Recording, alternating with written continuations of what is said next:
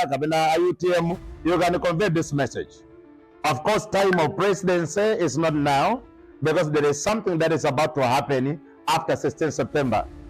Koma pa 16 September ako akamadza khala kuti akulengeza Zisakho malizati mononga mandonetsa ndithu padistipo odi akabamba adapeza ndithu mavoti odabwitsa nokapa kuti adapeza ndithu mavoti ndithu sochuluka ndithu oposako zipani zina zimene zidaliko kale.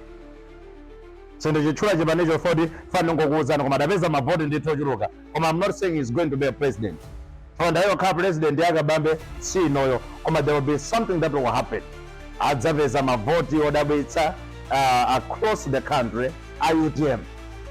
Whether mavoti odabwitsa mavoti ochuluka amene sadayembekerezeke. When God is showing me the list, I saw kuti there must be ndithu a number of votes, mavotes ndithu ochuluka, which actually was a very big shock to the political arena. Because anthu ambiri sadayembekezere odi UTM komanso akabambe with the short entry ya mpolitics kuchoka kwina kuja akhoza kupeza mavoti ochuluka choncho. So imeneyo mafuna munene muimve chwa UTM wa kusogoloko apapa adzapezeka kuna kuti akuyenda okha, pazakhalabe ndithu that resistance to partner with others, pazakhala resistance so much that they'll be forced kuti adzayenda okha, and so azipani zambiri zina zapanga choncho. Koma UTM wa they'll be forced to do that, which eventually sizakhala kuti zabweretsedwa malizati amene amafunawo, hence second phase ya zimene fandi yankhule pano.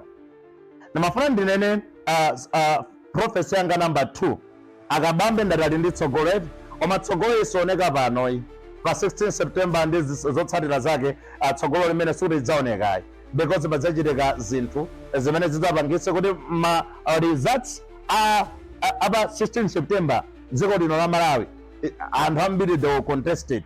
The result marizati will be contested. Ndidakamba 2023 kuti Zisakho zidapezeka kuti zakhala ngati zaberedwa, Zisakho anthu akhulupirira zaberedwa. Everybody was saying kuti Zisakho zaberedwa, and actually I will speak to you in details. Prophecy number 2 ni magamba ya akabambe yodala koma ndi sokuyerera kusogoloko chifukwa kudzachitika chinthu kusogoloko kwakeko chikadzachitika akabambe ndi anthu ena will work together as a coalition to run other political kapena public services kapena maudindo ena ndi ena mboma. Ndiye nimafuna ndikambe za zimene Mulungu akamba akuluakulu Zisakho zimene zikuberazi. Ngati mukukumbukira anthu amene tuchokera 2019 2020 what happened mu 2020, similar incident will happen. Chifukwa in my vision mmene ndimaona kuna kuti amene akutsogolera Zisakho amene the one was declared to be a winner, ine ndingonena zimene Mulungu andionetsa. Anthu adaoneka kuna kuti amene apangidwa declared kuti awina Zisakho adali MCP, which people did not want. And sadavomereze Zisakhozo zidapeza kuna kuti anthu ambiri they took to the streets. Izi mmene zakhalire because originally amene amakhulupirira anthu kuti akhale pamene popo adali a DPP, I mean Professor Atapita Mutharika. They said what they want.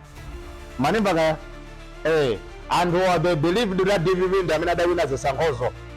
Koma amene adalengezedwa adali MCP then ndikubereza because there was a very big revolution in the country. Chimene ndaberera kwambiri pano ndi revolution iyo. Chifukwa initially muzaona kuti Zisakho zabedwa ndithu zidapita kuti Zisakho anthu adati iya zaberedwa siri kuziona bwino. Matter of fact, many people favored the DPP.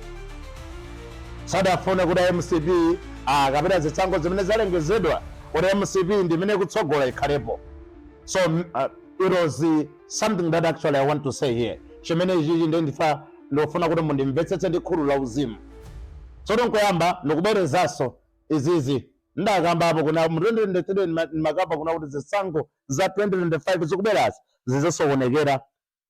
Ndipo that's what is happening. For anthu ambiri dapeza kuna kuti nkhani ija zili mu court. Nkhani zokhudzana Zisakho zidakalowaso mu court.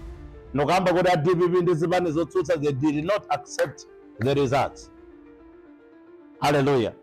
Originally ine ndingokamba zimene zimaonekazo for amene adawina mooneka mtima adali ambali ina koma they believed anthu osadakhulupirira ndi anthu adapeza noti apanga masi chifukwa ayi akhala banja MCP amene achakwera kukhapleke chifukwa zotsatira zidzakhala kuti achakwera ndi amene apambana Zisakho. And actually if you are going to do the audit whatever system imene akuyuza it will be like that.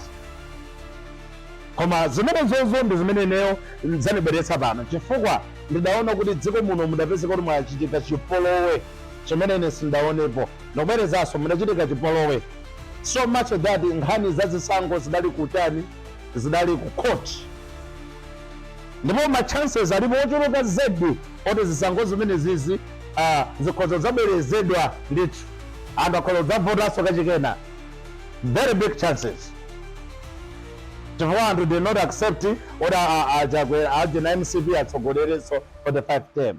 Then zimene nimaona anthu ambiri anthu oti sosoyembekezeka akulowa nawo munsewu akuchita ndale anthu padali chipolowe ndithu chipolowe chomachita zosamaopa apolisi zosaopa chani anthu ambiri awachita zionetsero. There was a revolution, there was a cry for change. The cry for change ndi imene yanibweretsa pano chifukwa zimaoneka kunena kuti zibani za ndale zina zimene zidayima pazokha. For example RBDP, UDF ndi anthu ena amene adayima paokha they collided and there was a strong force ya opposition. Strong force ya opposition sichitika pano panopa simuiona kwambiri but the background the next page imene ndaona zidapezeka kuna kuti there was a fight against kuwina kwa MCP so much that they were displaced. Amene anthu amafuna kuti awineyo apeza dayikidwa pa mpando ndi idalipo maso imene is going to bring a coalition of other people amene adzalowerere mboma limeneja watsogolera kudzakhala apita muthalika zimene ine ndimaonapi. Ndene ndimafuna ndikambe kunena kuti dziko lino ili ndi ma resources ovuta kwambiri koma zimene ndimaona ngati inu mukundimva pano mudziwe kunena kuti dziko lino lifunikira mapemphero because Zisakho za 2025 anthu sadazivomereze. There was ifana ndimaona tear gas kulikonse anthu akuthawa anthu ena akugenda kulembana ndi apolisi anthu ena osiyanasiyana kudali chipolowe chwanda adakana kuna kuti MCP awina koma mmene zidali ngati una kuti kwalengezedwa ine mmene mtaona kutsogoloko ndaona kuti amene adalengezedwa ala MCP omweyo koma anthu asadalole adakana una kuti yayi awasatilamulire ndi chimene chocho chidabweretsa kuti there was a very big revolution. Anthu took to the streets anthu adaotcha zinthu zaboma anthu apeza akumenya nkhondo yolimbana ndi boma ndipo zibani zina zidakamangana ku court so much that Zisakhozi pali ma probability ambiri oti khozo zabwezeresedwaso zimene zonse zakha effect kwa ife ku dziko lino la Malawi because tilikale ndi ma resources ochepa.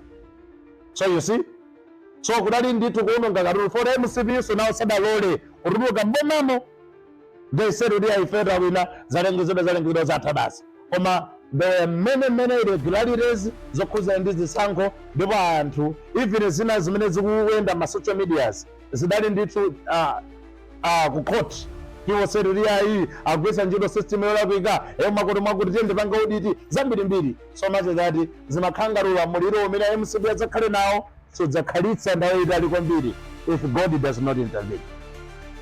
So somebody will arise by the coalition for the revolution kuzakha revolution imene sidachitekepo kudziko lino la Malawi a revolution yotsutsa Zisakho ndipo a fight against our leadership. Even fight nene kunena kuti dziko lino ngati mukundimva aliyense amene akundimvayo atengepo gawo yopempherera dziko lino otherwise things will be very bad.